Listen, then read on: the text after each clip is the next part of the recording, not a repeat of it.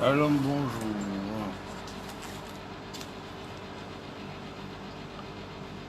Alors, en attendant que ça se peuple, je m'en allume una potita cigarettas. Alors, bonjour. On va traiter aujourd'hui, vous savez que dans les noms de Dieu, souvent on ramène le principe dans la Torah qui est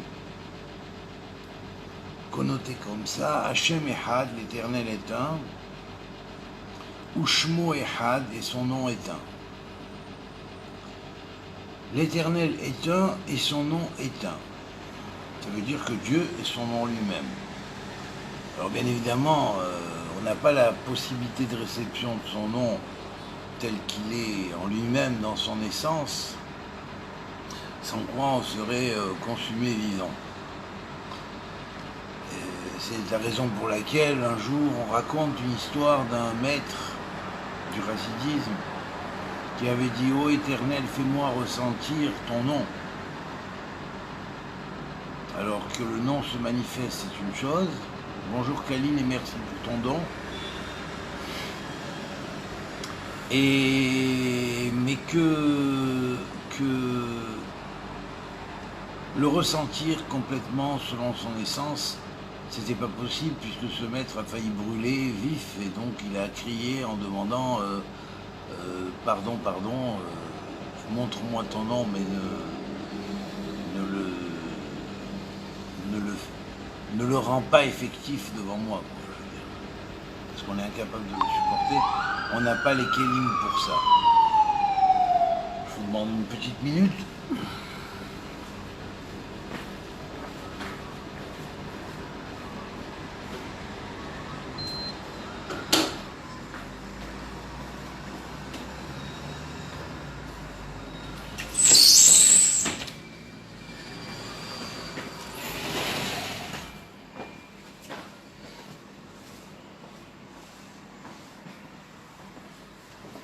Nous savons de plus de par la tradition kabbalistique qui, parmi les noms de Dieu, il en existe sans fin, un nom, il existe des noms, le nom principal connu bien évidemment c'est l'Éternel, bien que l'Éternel ne soit pas le principal de tous les noms dits essentiels.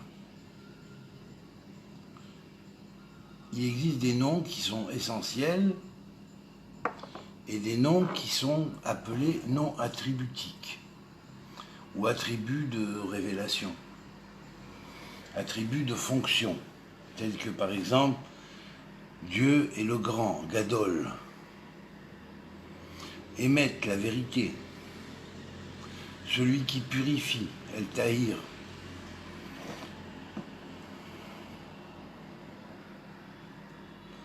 celui qui est merveilleux, mais qu'en même temps qui donne la force, El Aziz. Et donc, parmi ces noms-là, il y en a 120 principaux qui font partie de la fameuse hiérarchie des noms attributiques. Il y en a 120 qui sont précisément en relation directement avec les 120 permutations du nom de Elohim.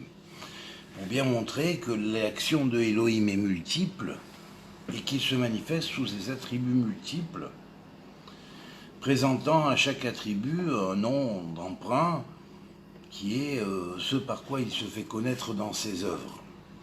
Dans l'œuvre de vérité, dans l'œuvre de sagesse, dans l'œuvre d'intelligence, dans l'œuvre de comment dirais-je, de contrôle sur les forces des ténèbres, dans l'œuvre de purification, dans l'œuvre de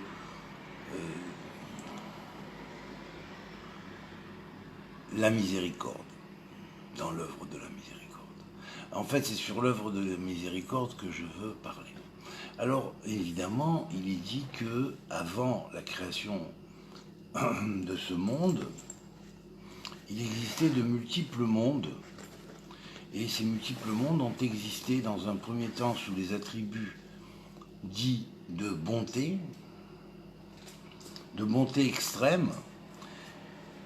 Et de bonté extrême, ça n'a pas pu tenir. Donc ces générations-là se sont détruites ou autodétruites à cause de l'excès de bonté qui a fait que certains ont abusé de cet excès de bonté divine.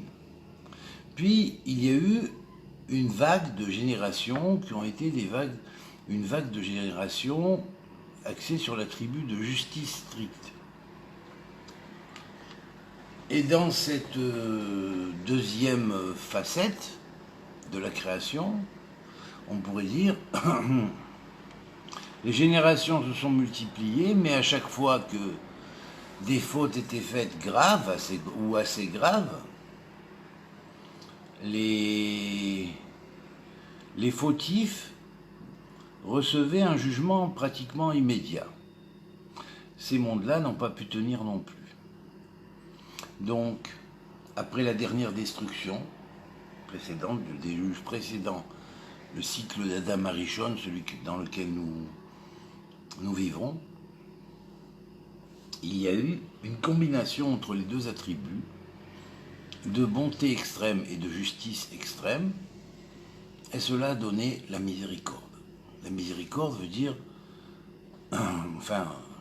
signifie symboliquement le pardon, si on veut dire, et la possibilité de donner à l'individu la possibilité de se racheter.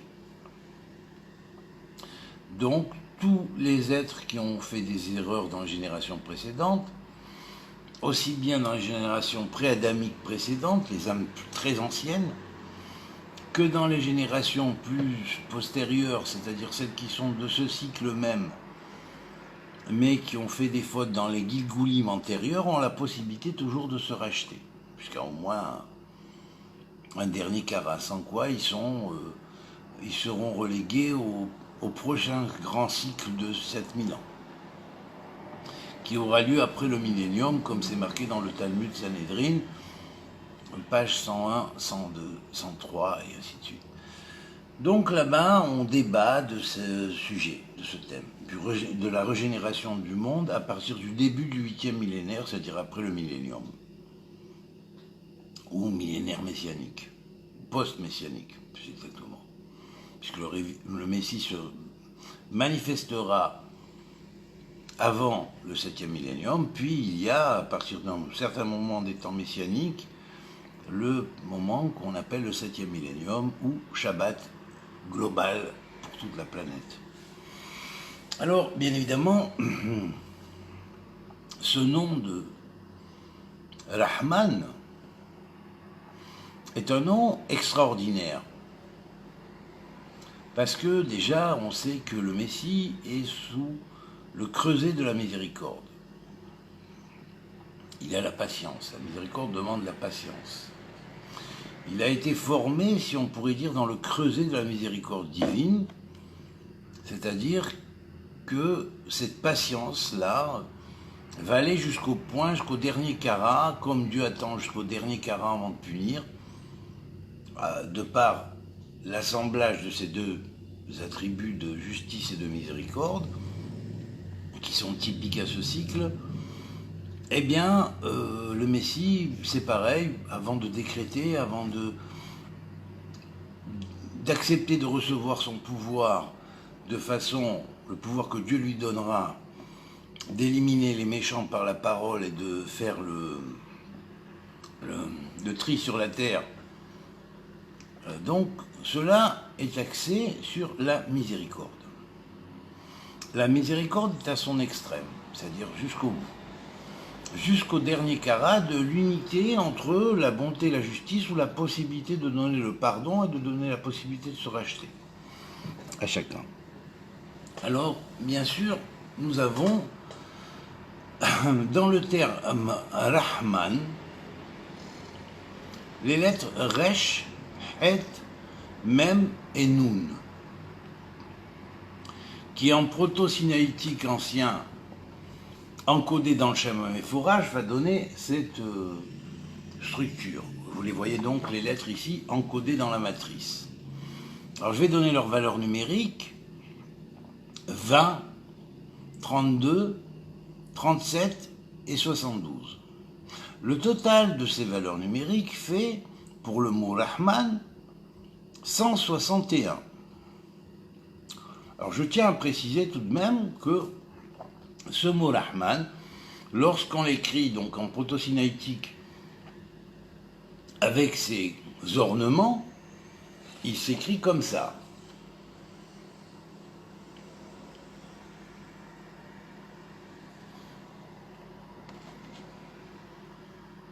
Et là, vous pouvez voir que dans les ornements, il y a 4 points spéciaux.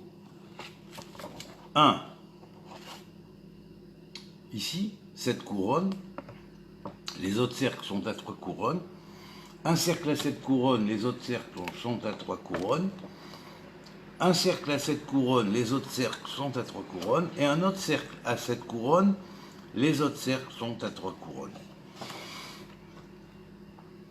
Et là, on va commencer d'abord dans un premier temps, à faire, avant de s'attaquer aux couronnes, je vous ai montré les couronnes pour vous dire je vais en traiter après, mais je vais en traiter après. Mais on va rentrer dans la valeur numérique de Rahman. Alors Rahman en hébreu, c'est vrai qu'il fait en valeur numérique 398. Valeur qui est celle de Shamaim Haba, les cieux du futur. Ça veut dire que l'attribut de Rahman est l'attribut de Dieu qui maintient la création dans cet état de synthèse entre la justice et la miséricorde, et la bonté, ce qui engendre cette miséricorde qui permet d'être la matrice qui va permettre le tikkun, la réparation, mais qui va permettre aussi le rachat de l'individu.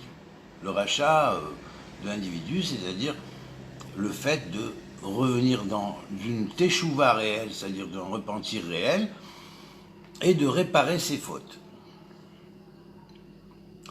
Or, curieusement, alors, on a vu, donc dans un premier temps, le nombre global, normal, d'après la valeur numérique connue par tous les kabbalistes, ou même les kabbalistes en herbe qui commencent avec la gematria. Donc, c'est 398. 398, comme nombre clé, c'est Shamaim Haba, les cieux du futur. Alors, nous allons voir que ces Shamaim Haba, ils se maintiennent sur quoi? Alors, d'après l'encryptage dans le nom qu'on appelle le grand nom de Dieu en 72 noms, ou Shem Meforash, les lettres du mot Rahman sont égales à 20 plus 32 plus 37 plus 72 égale 161. 161 qui est la valeur numérique normale connue du nom de Dieu appelé, on l'appelle Kassa.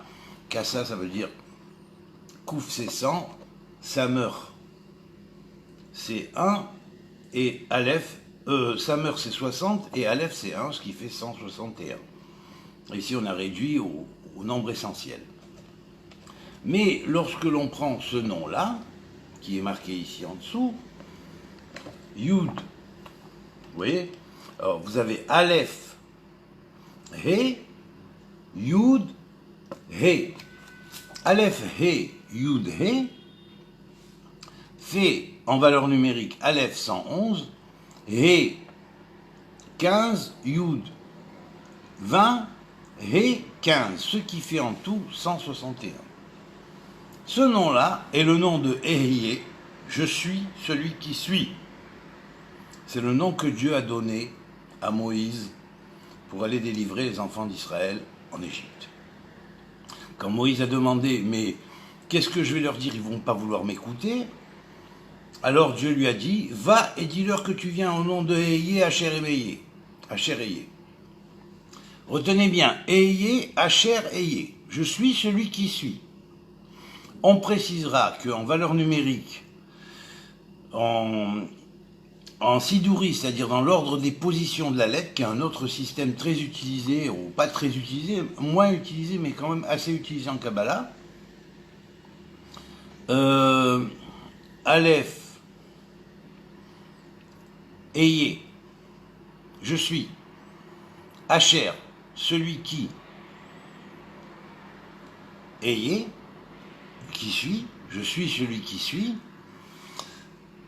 ou celui qui est, si on pourrait dire, par essence, dans l'omniprésence du temps, dans l'éternité, eh bien, nous avons pour ayez 21 comme en système normal, puisqu'il est constitué de dizaines de 1 à 10, de nombres de la dizaine qui vont de 1 à 10, et enfin, Asher, Aleph 1, Shin 21, Resh 20, égale 42, soit 2 fois 21. Et Yé, encore une autre fois, encore 21, nous avons 21 plus 2 fois 21 plus 21, ce qui fait 84.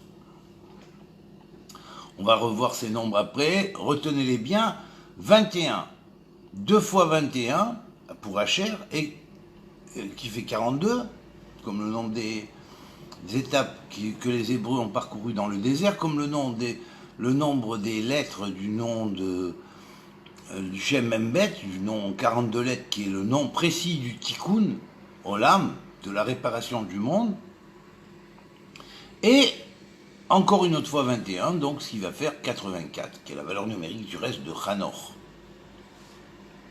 le prince des Phas, qui est l'enseignant de Moshe. Donc, nous allons avoir donc dans ce Shem Eyé en Milouï l'allusion au Eyé, qui est le Eyé qui disperse les clipotes, parce que c'est le Eyé qui a une relation avec la Bina, ou le monde futur, qui est à l'intérieur du Keter, c'est-à-dire de la couronne divine. Donc le monde futur qui est dans le royaume de Dieu. Ce Shem Rahman a cette grande influence-là. Rahman. Alors Rahman, 161, va s'additionner au nombre en proto-sinaïtique selon les 72 lettres encryptées dans le nom du Shem Mephorash, le nom en 72 noms, en 3 lettres. Je précise que ces noms s'écrivent en 3 lettres, chacun d'eux. Yirahemeni, donc la racine est Rahman, elle se trouve au milieu, Yirahemeni. Et là, nous avons un Yud au début et un Yud à la fin. Ces deux Yud sont le symbole même du futur. Et là, nous avons encore, grâce aux deux Yud, 2 autres lettres. Voilà, vous voyez, Rahman, ok, Rahman ici, Rahman, et vous avez 2 Yud, un Yud ici et un Yud ici, où effectivement il y a une couronne, un cercle à 7 couronnes, et il y a aussi ici un cercle à 7 couronnes.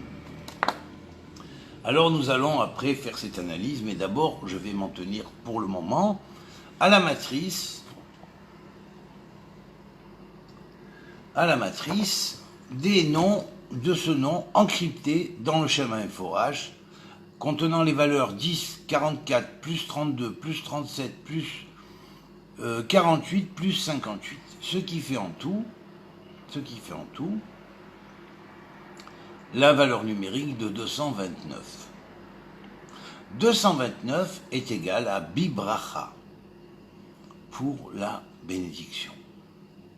Donc nous avons Ehye, je suis, rempli, qui va être rempli dans la Bina du Keter, hein, et qui donne cette bénédiction-là en partant de la Yechida, qui va animer la Yechida de chaque enfant d'Israël, de chaque enfant de Noach du monde, et Noach c'est toute l'humanité, qui a en possibilité de recevoir à partir du moment où il se branche sur le bon canal. Alors bien évidemment, 229 est égal à Bibracha, dans la double bénédiction. Bibracha dans la double bénédiction. Baruchu Aleph, bénissez l'un. bénissez l'unité, bénissez le Aleph, qui porte en sa structure en achourite la forme qui est équivalente au nom de Dieu Yud Kevavke 26 en valeur numérique. Et nous avons un total de 161 plus 229 égale 39 multiplié par 10, c'est-à-dire Hachem Echad, l'éternel est un, multiplié par 10, qui est le nombre des sphirotes et des paroles de la création. C'est aussi ma valeur numérique avec le Yud que j'ai reçu lorsque je suis monté et revenu ensuite, puisqu'on m'a renvoyé dans ce monde. Pour vous. Alors, c'est la valeur numérique de Shamaïm, de Mitzraïm avec le Yud, qui est le symbole de Mitzraïm supérieur, de Mamashi, c'est-à-dire exactement, l'exactabilité. Et là, ça veut dire, Mamash aussi veut dire réaliser, la force de réalisation, le quark, chez Mamesh, Tadvarim. Donc, Mamashi ou Imamesh, il va réussir à apporter la vérité de Mamash, du Mamash, hein, que Rabbi Menachem Mendel Schneerson, qui était l'anagramme de Mamash, avait commencé à apporter dans ce monde. Alors, Imamesh, ça veut dire le Yud de Imamesh. Mamash savait à propos de ce Yud, hein, en plus. Donc, Hachem Echad multiplié par 10 égale Tal multiplié par 10, c'est-à-dire Tal, c'est la rosée qui vient résurrectionner les morts, multiplié par 10, égale Shamaïm, c'est la rosée venant du ciel qui vient résurrectionner les morts, et mettre en opération tous les noms attributiques de Dieu de façon à les mettre en action faire toutes les péoulotes, c'est-à-dire les créations, les actions de création. L'action de création en tant que Dieu est le semeur du monde, en tant qu'il est le grand maître de musique du monde, en tant qu'il est le tisserand du ciel, le peintre du ciel, enfin bref, tous ces noms qui sont dans les fameux 39 attributs de création, si on pourrait dire, de travaux sacrés, hein, du temple aussi, travaux sacrés du temple, et donc on va retrouver cette chose-là au travers de cela.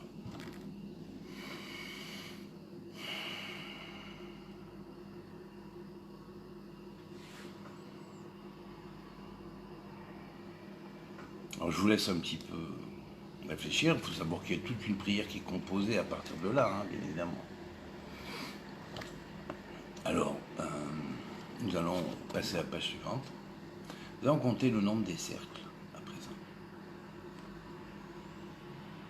Je vous demande une petite minute, quelques secondes, disons, et je reviens continuer ce cours.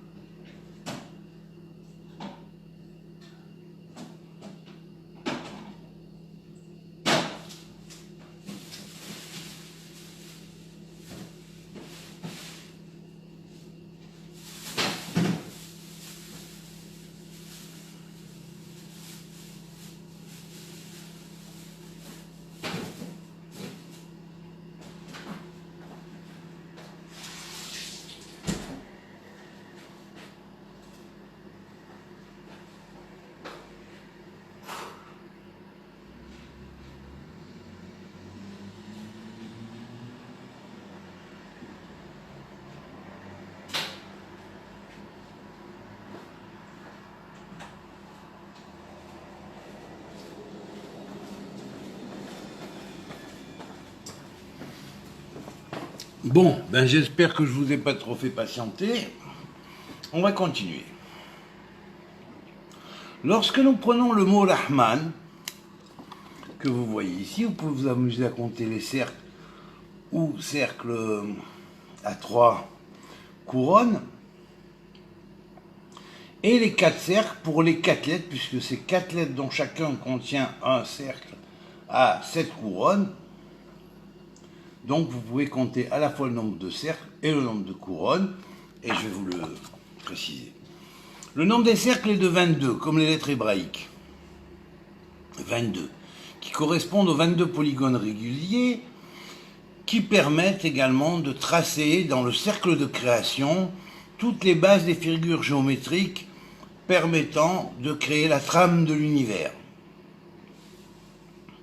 Nous trouvons 18 cercles donc à 3 couronnes et 4 cercles à 7 couronnes. Les 18 cercles à 3 couronnes contiennent en tout contiennent en tout, donc Chai, cercle, vivant, Chai, c'est 18, et le nombre des cercles à 3 couronnes, ce qui fait en tout 54 couronnes, exactement comme le fameux nombre des parachiotes de la Torah. Donc, quand le Midrash nous dit « Les mondes antérieurs avaient été créés selon le principe de la bonté absolue, puis ceux qui ont suivi ont été créés selon le principe de la rigueur absolue », personne ne saura vous dire et vous prouver que, au travers de la Torah, lorsque Dieu a combiné son attribut de rigueur et de bonté, cela a donné le monde de la miséricorde, qui est la base du monde du tikkun, c'est-à-dire du monde de la réparation, et que le monde de la réparation est créé selon le principe, ou recréé selon le principe de la Torah, qui contient 54 sections hebdomadaires, c'est-à-dire 54 parachiotes, à 7 alias chacune, avec 7 secteurs chacun. Ok ? Ce qui va faire donc, en tout, 54 couronnes pour les 18 cercles à 3 couronnes, plus 28 couronnes pour les 4 cercles à 7 couronnes. Or, 28 est la valeur numérique de Koach Ma'asav Igid Le'amo, la force de ses œuvres, il a dévoilé à son peuple, et on sait que ça dévoile le nombre 28, qui est aussi dans le nombre des cercles, non pas des couronnes, mais des cercles, déjà en Rémez, dans le mot Bereshit et dans le mot Yom Echad. C'est-à-dire la création qui a commencé par le Bereshit, et Yom Echad qui est la fin du premier jour de Maaseh Bereshit. Le total pour Rahman est 82 couronnes. Alors 82 couronnes, c'est égal, bien sûr, 82 c'est Beyesod, tout est dans le fondement. C'est-à-dire que la miséricorde est posée comme fondement du monde. Comme le fondement du monde. Et la miséricorde repose aussi sur Yosef, puisque Yosef nous en donne l'exemple parfait lorsqu'il pardonne à ses frères. Ensuite, nous allons analyser le terme Yirahemini, qui contient ici donc 1, 2, 3, 4, 5 et 6 lettres, un petit peu comme Bereshit, 6 lettres, contenant des cercles à 3 couronnes, mais chacune des lettres ici va contenir un cercle à 7 couronnes. Ce qui va faire 6 fois 7, 6 cercles à 7 couronnes, qui vont donner un total de 42 couronnes pour les 6 cercles à 3 couronnes. Et là, 42 couronnes désignent le monde du tikkun. Ce monde du tikkun va s'établir que la rachamanout et le fait qu'il va pardonner à chaque être, si l'être se repentit et se connecte avec lui, n'est-ce pas ? Et il ne renie pas, parce qu'en reniant, finalement, il repousse tout simplement son itinéraire vers Dieu, parce que tout doit retourner à Dieu, parce que tout est sorti de Dieu. Donc nous avons 42 couronnes. Et pour les 28 cercles à 3 couronnes, nous avons 3 fois 28 cercles à 3 couronnes, ce qui fait 84. Et là, nous avons un remez, une allusion au fameux Eye Asher Eye, je suis celui qui suis. Le total des couronnes pour les 34, la totalité va donner 34 cercles. Curieusement, 34 cercles, si chaque cercle est symboliquement, c'est un système de 10 sphirotes aussi en particulier, eh bien nous avons 34 cercles égale 340 et 340 égale Shem et est égal à Sefer. Donc le livre est le nom de Dieu. Vous voyez mon cours précédent. Le total fait 126 couronnes en tout pour Yirahemeni, qu'il me prodigue de la miséricorde. Yirahemeni fait donc 126 couronnes, et vous pouvez voir ici écrit Yud, Nun, Yud, Nun, ce qui fait 120, et un Vav en dessous. Pourquoi le Vav en dessous? Parce qu'en fait, le Yud, Nun, c'est ce que vous allez voir apparaître dans le psaume 72 de David, qui est le psaume qui parle pour le Messie, et qui écrit le nom du Messie, ou un des noms du Messie, en marquant dans un verset, en marquant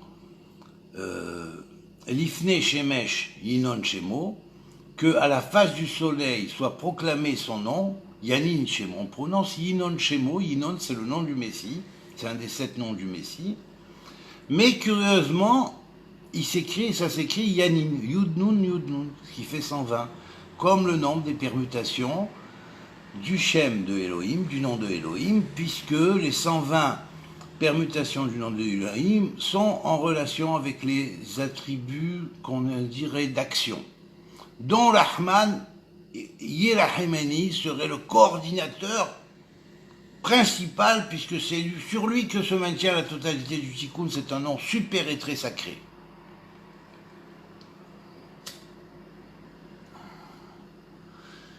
Alors, bien évidemment, c'est dans ce nom en proto-sinaïtique ancien que lorsqu'on associe ces 82 couronnes de Rahman et les 126 couronnes de Yirahemeni, eh bien, nous avons 208 couronnes.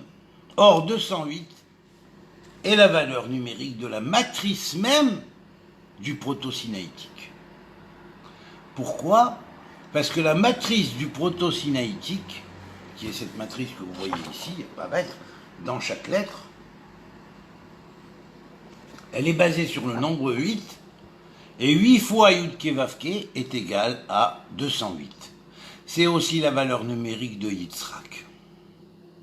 Et le sacrifice d'Yitzhak, c'est le secret de Rahem Yirahemeni.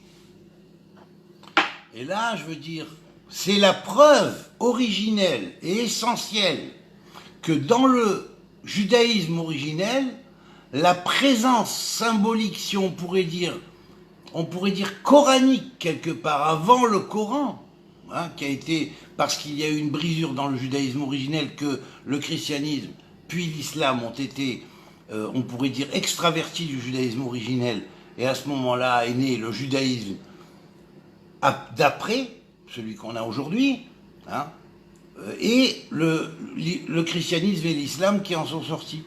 Mais tous les trois ont leur savoir et leur base et leur origine dans le judaïsme originel et dans le secret de Rahem Yirahemeni. Je vous avais expliqué la dernière fois sur Yeshua qu'on arrivait au nombre 390 aussi, parce que lorsqu'on écrivait avec les 4 lettres, on obtenait aussi 390. Là aussi, on a un total dans Yirahemeni de 390. Le rapport avec Yosef est clair. Et bien donc, il me semble que là, ici, au lieu de se taper dans les pattes, les 3 religions devraient se donner la main. Et mieux se comprendre et apprendre à se comprendre, parce qu'elles sortent toutes les 3 d'un même tronc. Qui est avant, qui est après, bien sûr. On sait qu'avant, le judaïsme était avant, puisque le judaïsme que nous avons aujourd'hui, c'est une grande partie du judaïsme originel, mais qui ne sait pas encore s'expliquer, parce qu'il est, comme on dirait, en état de sommeil ou en état d'oubli, si on pourrait dire, par le biais de l'exil. Il a oublié ses origines, et donc il a perdu une grande part de sa tradition, comme tous les maîtres l'ont défini. Voilà. On la retrouve maintenant, puisque c'est marqué « à la fin des temps, elle reviendra », ce savoir, et la preuve, la voilà, ici. Alors maintenant, je vous donne, de façon à ce que vous pouviez réfléchir sur la question, et là c'est la preuve, vous voyez, c'est très enchevêtré, mais très mathématique, très systématique, Et ça, avec ça, on ne peut pas opposer d'opinion en disant non, c'est de l'invention. Parce que des inventions comme ça, tu vas en trouver une toutes les 3 secondes. Tu comprends? Alors, en bout d'un moment, tu te lèves, tu ouvres la porte de ta maison, tu trouves un billet de 500 € devant ta porte. Tu vas dire, oh, c'est magnifique. Ouah, quelqu'un est passé, ils sont tombés 500 €. Incroyable. Et je ne sais même pas qui ça appartient. Je vais demander dans l'immeuble. Non, il n'y a rien, personne ne s'est manifesté. Donc, ben, ça va, je les garde. Tu ouvres ta porte le lendemain, tu trouves 500 €. Ah, tu vas dire, ah, c'est pas une coïncidence. Donc, les 500 € que j'ai trouvés hier, encore aujourd'hui, comment? Tous les jours, on va me mettre 500 € et tu ouvres la porte le lendemain et le jour d'après, tu trouves toujours 500 €. Et après, tu trouves même 1000 €, 10 000 €, 100 000 €. Ah, si c'est des euros, ça va te faire... tu vas te dire, oh, c'est super les euros. Mais ça vaut plus que les euros. Ça vaut plus que les euros. Voilà, c'est tout ce que je voulais dire. Ça, c'est les euros en or et en lumière. D'ailleurs, si vous écrivez euro, hein, en hébreu, il faut savoir en retirer l'essence, c'est basé sur le mot lumière. Alors retirez la lumière de l'euro et faites des bons placements de façon à ce que ça sorte un jour. Parce que cette œuvre-là, quand elle sera diffusée au monde, croyez-moi, ceux qui sont un peu intelligents et qui se pencheront dessus, ils diront « Ah, mais c'est magnifique, mais c'est le secret de la paix ». Et puis ceux qui veulent nier, parce qu'ils ne connaissent pas, et qui restent où ils sont, qu'est-ce que vous voulez que je vous dise? Ils se retardent tout simplement. Mais on fera tout pour essayer de les convaincre de ne pas se retarder, avec beaucoup de miséricorde, mais enfin, bon, la miséricorde a tout de même ses limites, comme la bonté aura ses limites, et la rigueur aura ses limites, voilà. Alors, amitié à tous, que Dieu vous bénisse, et puis réfléchissez bien sur cette question, et essayez de m'aider un petit peu. Aujourd'hui, grâce à Dieu, l'imprimante est arrivée. On va commencer à imprimer tous ces matériaux que j'imprime par feuille, comme ça, je fais en illuminure.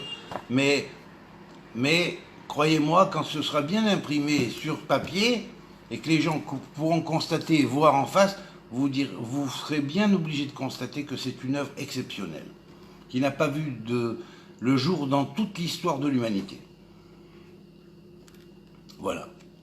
Amitié à tous et que Dieu vous bénisse. Il faut croire que les temps sont arrivés pour que cela se dévoile. Voilà, à bientôt, au revoir.